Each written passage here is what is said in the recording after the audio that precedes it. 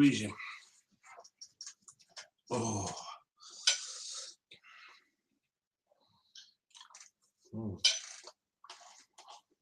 I wonder what's on TV. Yeah.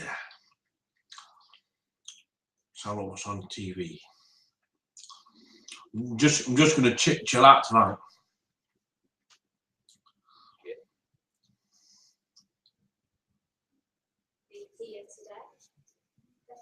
There's a lot of people that go through that and don't come back to London. What's the tea? Etched on in my brain. He was actually a monster. I tried to forget it, but the older I got, the more that I couldn't forget it, and I wanted justice. The justice system finally caught up with Greville Janner last August. A media frenzy as he appeared in court charged with more than 20 child sex offences dating back to the 1960s. But by then he was suffering from severe dementia. He couldn't even recognise his family. And within weeks, Lord Janner was dead. Those allegations have destroyed the reputation of a politician who was respected and trusted in this city. But Greville Janner never got the chance to defend himself. And for the men who accused him, it's been devastating. They wanted to prove their claims in a court of law. So, was justice delayed? Justice denied? Yeah, but I never got fucking justice. Not a shred of truth in any of the allegations of criminal conduct. It was back in 1991 when Greville Janner first denied abusing children using parliamentary privilege. He'd been accused by Frank Beck, the prolific paedophile who ran several children's homes in Leicester. When Beck was arrested, his legal team met the journalist Jay Rayner. He was covering the story for the Independent newspaper. I was told that at a magistrate hearing coming up in the city, Frank Beck would name Greville Janner as the man who was responsible. Just as he was being taken down, Frank Beck blurted out to the court that he was having a good relationship with them and seeing them and getting a good gut reaction and not putting the rinse up. I mean, yeah, I'm not too bad. YouTubers. Good evening, Craig Clifton, Stephen Murphy, Craig Clegg, Big G. I think there's a situation. Does renting out your property give you a comfortable income? Yes, it does. I can live quite adequately on that. And to such an extent that I'm not actually wrong. Craig Clifton, mate, hope you're doing all right, buddy. Not because of your properties. That's right. That's right. Yes. Like many people taking on a buy-to-let, this landlady had no previous experience renting out property. This is horrendous. I mean, there's stuff strewn everywhere, but it's not just that, is it? There's so much damage. From your cellar. The cellar is full of furniture. Well, it's full of, yeah, but it's all ruined, isn't it? It's ruined because they've thrown baby sick stuff down there with sick on it. All right, Dean, mate. So I know. So how you doing? We'll have rats. So you've got, sure. so you've got rats here. I've got rats now. Yeah. I've got to come back and put some more rat poison down. There's bits of fish and chips. Yeah, there's fish and chip leftovers in the corner. Yeah, absolutely. I've got to get rid of that. It's about how they can leverage their existing portfolio. All right, Jamie. I find out why it pays to get proper financial advice before becoming a Bournemouth this summer, my lad. We are seeing more older people coming to us, not just to get into property investment for the first time, which some of them do, but also to increase their portfolio and perhaps take what they've got and find a way as to expanding the portfolio and expanding the amount of rental income that they're getting from it. Do you advise people about the risks they could be letting themselves in for? We do. Operational risks, I suppose. You've got people who have bad tenants, who get their properties damaged in some way by the tenant. And it's very difficult to actually manage that. Yes, deposits are there to help, but they don't always cover the cost.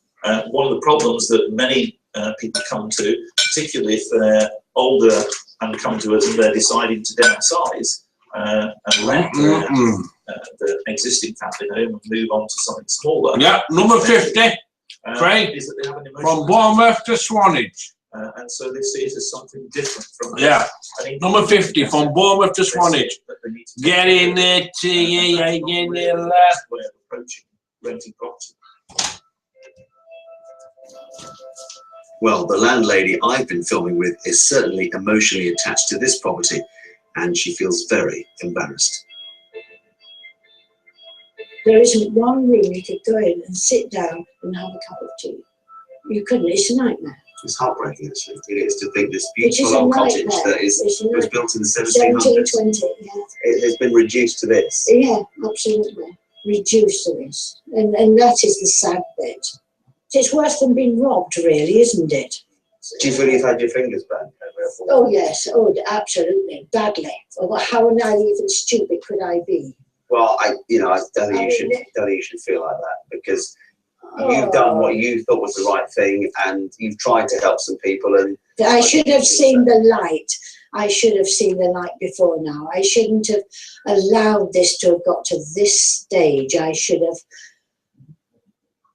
been wasn't harder. your fault, though, was it? This is worse than squatters. Well, since we filmed with her, she's managed to do the house up. She sent me these pictures. What a vast improvement. And she's hoping to get it rented out really soon. And we only found out about that story because she sent me an email. You can get in touch with me as well if there's something you think we should be looking into. On Twitter at David_InsideOut, or email david.whiteley@bbc.co.uk. You're watching Inside Out for the East of England here on BBC One. Later on, one-handed pianist Nicholas McCarthy from here in Essex faces his toughest challenge yet.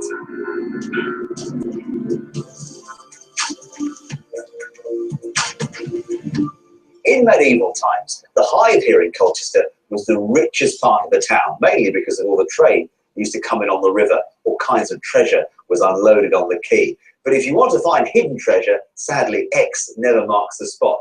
But you've got a better chance of finding it here in the East than any other part of England. Archaeologist Ben Robinson tells us why and finds out what's being done to protect it from thieves. This is everybody's idea of treasure. Gold, Roman, were found right here in Colchester. But as an archaeologist, when I pick something like this up, I'm thinking about the stories that an object like this can tell. Really, that's the real treasure. Information and knowledge about the past. We gathered data from across England to put together a treasure map of objects that have been declared. And we can reveal that the East of England is the best place for treasure. But how well is this precious heritage being protected?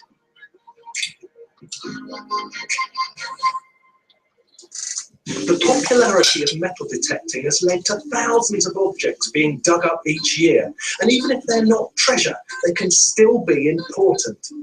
So 20 years ago, a scheme was set up to help save and record those treasures.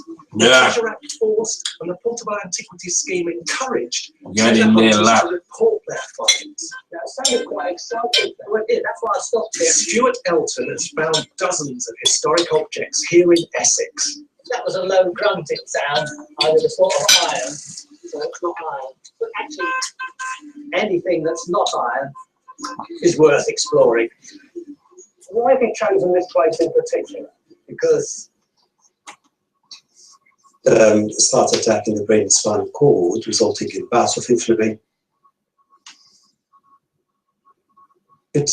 Patients recover from that partially or completely, but eventually, if you don't bring... No, I'm only going to be in that for 3 months.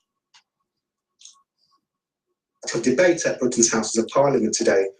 More than 500,000 citizens put their name to the petition. And no, be for 3 months. Parliamentary discussion if they reach 100,000. Last month, Trump provoked controversy with his comments that Muslims should be banned from entering the United States after 14 people died in a shooting spree in California by 2 Muslims, whom the FBI said had been radicalized. The debate will not be followed by a vote. There's no reason why we shouldn't admire America and admire the history and admire democracy over many centuries, but also object to particular individuals. So I let's have a look at EastEnders then. Assist Donald Trump in any way, and I think that's the view.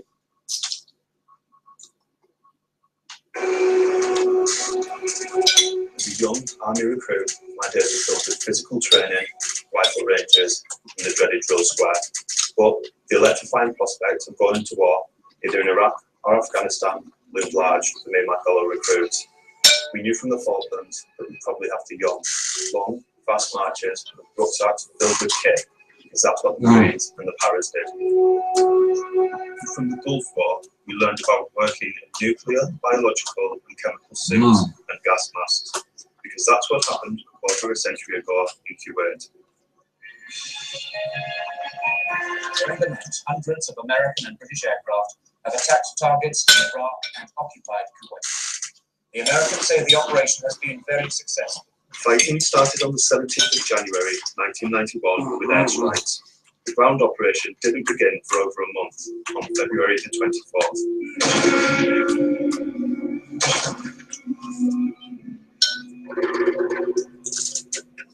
Eddie Blench from Gateshead found himself celebrating his 30th birthday in the desert. He'd already seen service in the Falklands and Northern Ireland as an army paramedic. A lot of people are excited to grow. That's what we've trained for all our career. That's why we joined the forces. Hopefully to see some excitement, you know what I mean? Within 100 hours of the ground war starting, it was all over. Britain had lost 47 servicemen, and the coalition declared Kuwait liberated. Aggression is defeated. The war is over. But then people used to see it as, well, you were only there a couple of days. Do you know what I mean? But we weren't. We were there from August till March. You know, that's another couple of days for me. Living in the desert, preparing for that conflict, whether it be chemical or biological or whatever came, we were prepared for it. And I boxed it up. I boxed it up. This is the first time I've thought about it in about 10 years.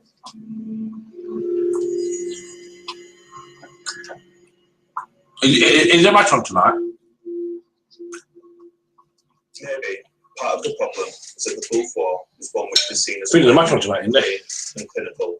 With minimal coalition casualties, it was history's first high-tech war, with precision smart bombs and laser-guided weapons. Is there a match on tonight? Chronology of human confrontation, this was over in a heartbeat. I think there's a match on tonight. Professional students, even though they do British history. I might watch football tonight. Dr. Martin Farr, a lecturer in contemporary British history, believes it is a forgotten war. I think we tend to remember wars in this country which have been triumphs, such as the Falklands or the Second World War, or disasters such as Suez or Iraq, and the First World War, of course, was both. Wars like the Gulf War, which aren't really either. Oh, Swans is on. People's consciousness. It was a very short, sharp campaign. As a conflict, it doesn't really stand there with some of the other. Swansea and Watford.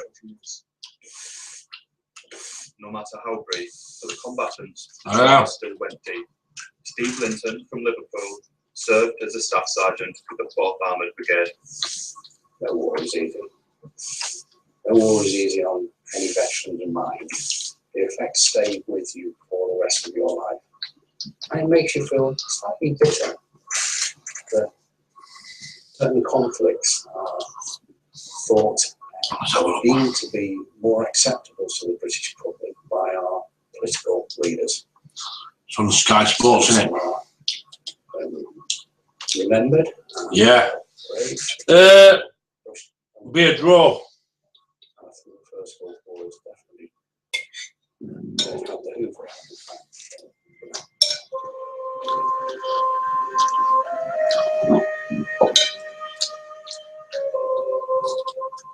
Many veterans of the Gulf War believe their health was severely affected by their time in the desert. The general term became known as Gulf War syndrome. The Ministry of Defence says it doesn't believe there are illnesses specific to the troops who served there. Royal Navy veteran Michael Brodie from Leeds now has multiple sclerosis and he's angry about the lack of recognition. Nobody's ever said thank you to me. They said, apart from friends and family and everything like that. No one's ever said thank you. If it did, what would that mean to you? Well, mainly, it's just appreciation, isn't it? I think everybody just wants appreciation, recognition for what they've done. No, it'll be a draw tonight. When the Falklands conflict ended in June 1982, it was a turning point in military history. Since then, Britain has never gone to war on its own.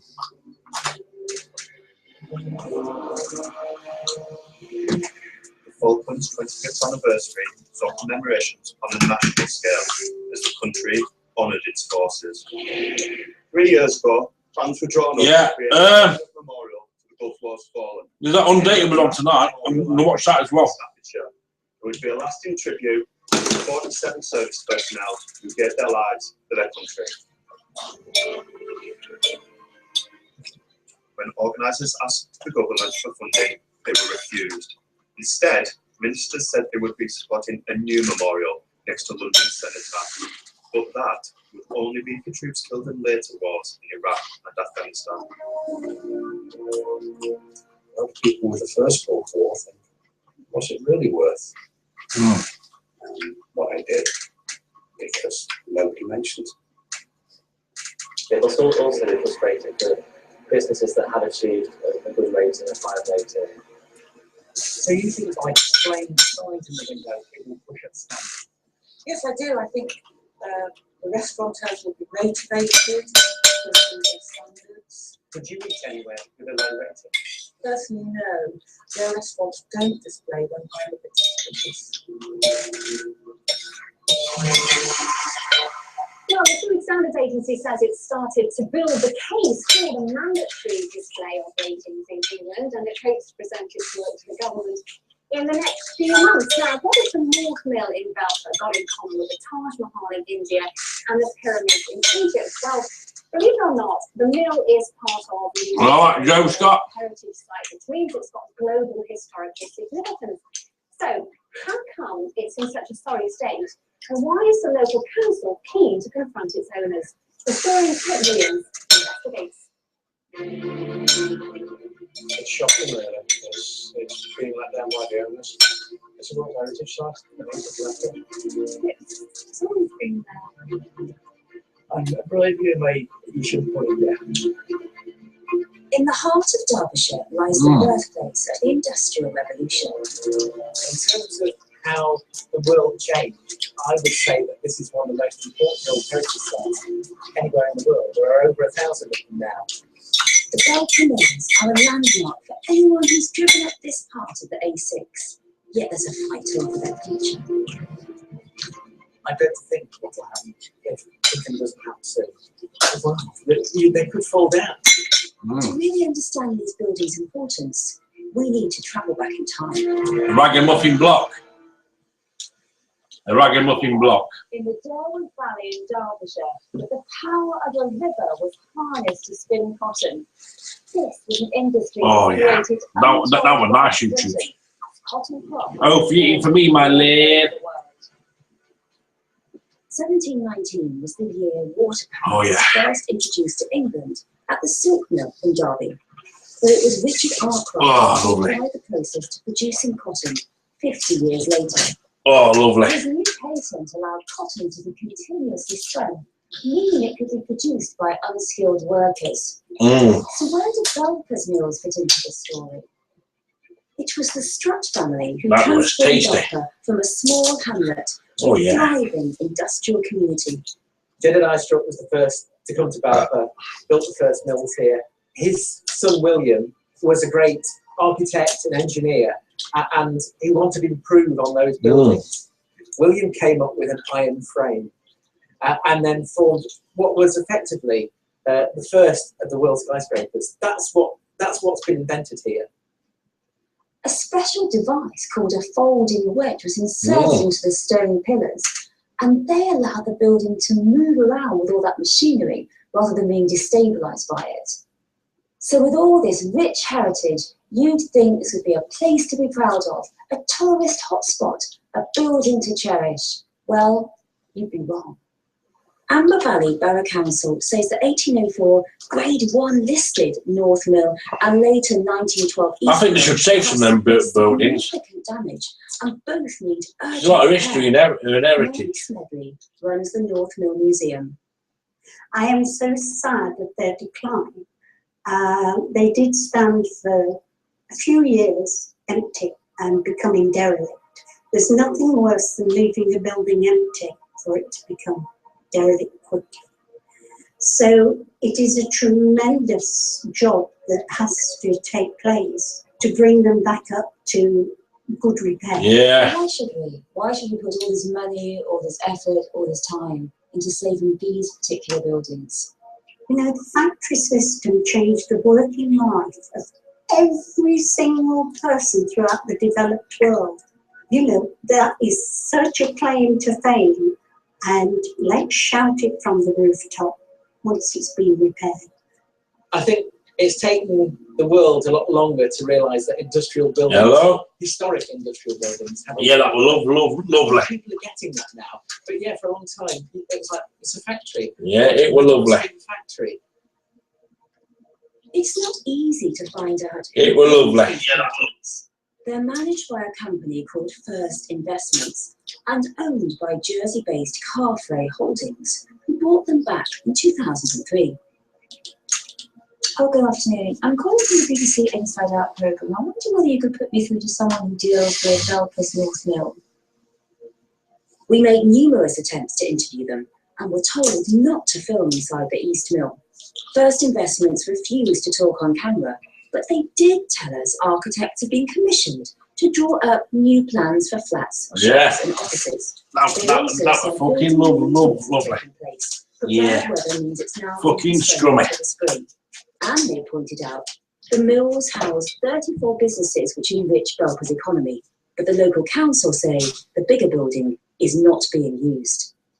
Well, the building has been out of use for several years, and obviously when a building is not in daily use, little leaks become big leaks, and big leaks become bigger leaks. Now, it is a listed building. It is up to the owner of the mill to actually make sure they're kept in a good state.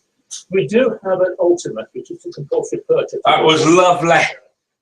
We will go to the government. That was lovely. Give us the order. We just put compulsory purchase. Oh, yeah. We don't have the money to purchase it. It's buzzing. We wouldn't have the money to put it. It's fucking buzzing. Before we serve a compulsory purchase order, is to have a back-to-back agreement. Buzzing. Yeah. I'm always positive, mate. Yeah, getting there. So what's the future? Well, colossal conversions on this scale have proved tricky elsewhere in Derbyshire. A decade ago, we reported a developer lost around £9 million. I might watch Swansea match. I don't know yet. In Sandiacre into luxury apartments. However, here at Darley Abbey on the outskirts of Derby, it proves that these buildings can work in the 21st century. I don't know, man. Has been transformed into workshops, studios, and offices. Lovebirds from Derby and further afield can even tie the knot here. Obviously, Belper is a much bigger building. What could you do with such a place? Well, I think the East Mill at Belper is about 4 or 5 times the size of the floor plate. So yeah, no, 37 minutes on the exercise bike. Students, incubation businesses. I think the larger floor plate needs to break. Yeah, I want to start a new broadcast. Businesses are really attractive. In 2 more minutes. But it needs to have new people coming in. 2 more minutes. Brand new broadcast.